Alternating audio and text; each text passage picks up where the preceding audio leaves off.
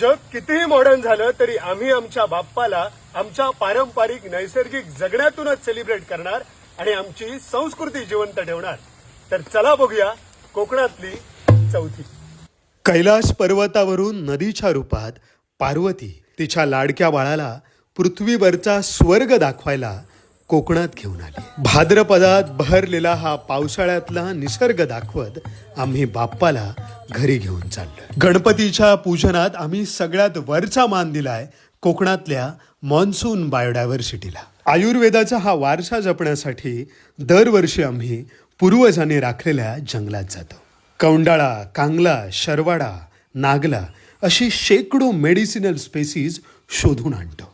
माटोळीला जितकी जास्त फळं तितकं जैवविविधता संपन्न आपलं गाव. गणपती बाप्पाला आम्ही ह्या सीझन मधलं बेस्ट क्वालिटी फूड ऑफर करतो. दुर्मिळ रानभाज्या, कंदमुळांच्या इकॉलॉजिकल रेसिपीज बनवतो. डीजे आणि लाऊडस्पीकर पेक्षा आमच्या मातीतलं लोकसंगीत, लोकनृत्य बाप्पाला आवडतं.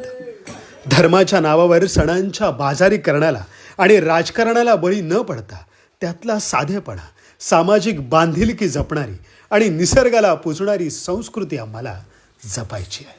बाप्पा चालले नदी आईच्या कुशीत, पुढल्या वर्षी नक्की येतील. आपण मात्र कोकणाला स्वर्गासारखं ठेवूयात. जल, जंगल आणि जमीन जपूयात.